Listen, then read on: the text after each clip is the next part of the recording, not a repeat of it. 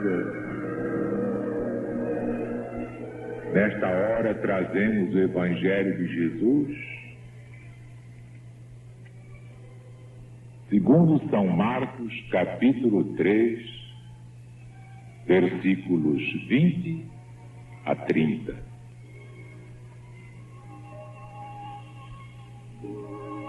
Então Jesus foi para casa. Não obstante, a multidão afluiu de novo, de tal modo que nem podiam comer. E quando os parentes de Jesus ouviram isto, saíram para o prender, porque diziam: ele está fora de si. Os escribas que haviam descido de Jerusalém diziam: ele está possesso de Beelzebul. É pelo maioral dos demônios que ele expele os demônios. Então, convocando-os, Jesus lhes disse, por meio de parábola: escutai. Como pode Satanás expulsar Satanás? Se um reino estiver dividido contra si mesmo, tal reino não pode subsistir. Se uma casa estiver dividida contra si mesma, tal casa não poderá sobreviver. Se, portanto, Satanás se levantou contra si mesmo e está dividido, não pode subsistir, mas há de perecer. Ninguém pode entrar na casa do valente para roubar-lhe os bens, sem primeiro amarrá-lo. Só então lhe saqueará a casa. Em verdade eu vos digo, tudo será perdoado aos filhos dos homens, os pecados e as blasfêmias que venham a proferir. Mas aquele que blasfemar contra o Espírito de Deus não terá perdão, porque é réu de pecado eterno. Jesus disse isto porque eles falavam: Jesus está possesso de um espírito imundo. Eis aí, mãe, o eterno escândalo da ignorância humana. Jesus, o médium de Deus, ser acusado de estar cheio de demônios.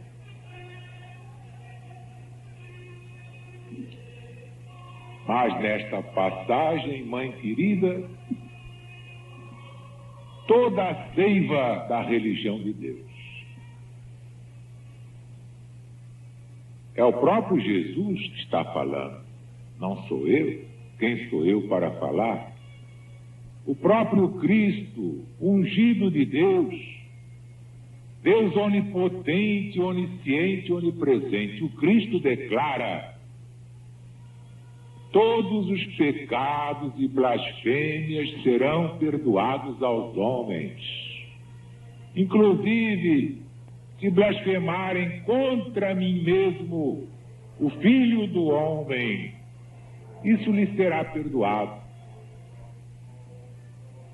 Mas quem blasfemar contra o Espírito nunca mais terá perdão. É réu de pecado eterno. Tu sabes, mãe, que esta passagem provocou muita confusão, porque no original grego está: quem blasfemar contra o Espírito Santo nunca mais terá perdão. Ora, nós sabemos que Espírito Santo hoje é uma entidade coletiva essa multidão de santos do Pai Altíssimo, és tu mesma, Virgem Maria. São os patriarcas, são os profetas, são os apóstolos, os evangelistas, os estafetas, os codificadores da religião de Deus. Todos eles formam o Espírito Santo. É a gloriosa falange de São Francisco de Assis, que já foi o discípulo amado e antes foi Daniel. São estes os integrantes do Espírito Santo, mas todos abaixo do Cristo e muito mais abaixo de Deus. Como então fazer sentido esta expressão de Jesus? Serão perdoados aos homens todos os pecados e blasfêmias, mesmo que disserem contra o Filho do Homem, isso lhe será perdoado. Mas quem blasfemar contra o Espírito Santo nunca mais terá perdão, porque é réu de um pecado eterno. Mas agora o céu esclareceu esta dúvida. Quando Jesus encarnou, isto é, quando Jesus tomou a condição humana no seu corpo fluídico, já encontrou entre os judeus esta doutrina. Os judeus chamavam Deus de Espírito Santo. Espírito Santo era o Criador de todo o mundo, o Criador da natureza, o Criador dos homens, o Criador dos animais, o Criador dos vegetais, o Criador dos minerais. Ele era o Espírito Santo. Portanto, mãe, hoje nós sabemos compreender, não há nenhuma contradição. Jesus não cometeu nenhum erro colocando o Espírito Santo acima dele mesmo e acima de Deus. Porque há uma hierarquia espiritual e é a única que nós seguimos. Não seguimos a hierarquia humana, que o homem não tem capacidade de discernimento para hierarquizar a quem quer que seja. Que aqui prevalece é o pistolão, é o conhecimento, é o favoritismo, é o paternalismo, é o filhotismo. Todas as tendências negativas da humanidade involuída, ainda muito involuída.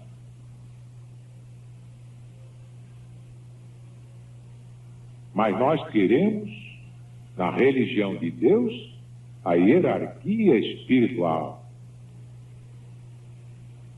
A hierarquia determinada pela lei universal da reencarnação. Os homens desigualam porque uns são mais velhos, outros são mais antigos, muito mais antigos, antiquíssimos, e já outros são jovens, muito jovens, são crianças. Porque Deus não para de criar. Todos os espíritos não foram criados no mesmo dia e na mesma hora. Eis a explicação. Esse é o comunismo divino. Esse é que vai dominar na humanidade inteira para liquidar o comunismo ateu, irreverente, herético, sacrílego, a negação de Deus. Por isso que ele blasfema contra Deus. É réu de pecado eterno.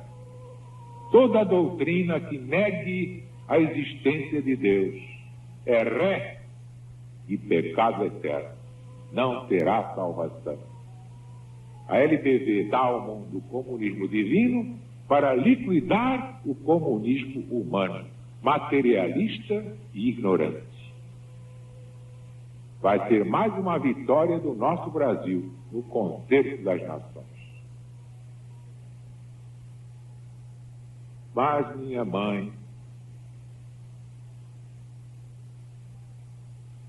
nós vemos aqui como Jesus é incriminado, como teu filho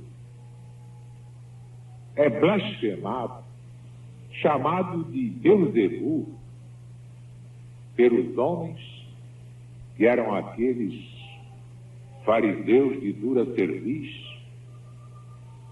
por aqueles escribas de alma crestada na hipocrisia e na maldade. Se Jesus passou por tudo isso, todos nós temos de passar pela mesma coisa. O próprio Jesus nos advertiu: tudo que eu passar, vós tereis de passar. Tudo que eu faço, vós tereis de fazer. E mais ainda, isso fareis até o dia da minha volta. Mas graças a Deus já estamos chegando ao fim desse suplício bimilenar. Jesus já está voltando e essa é toda a alma da pregação da LBV. E a nossa alegria de receber o Mestre de volta. E a minha, então, muito maior, de lhe entregar o rebanho único, que é somente dele, o Cristo de Deus.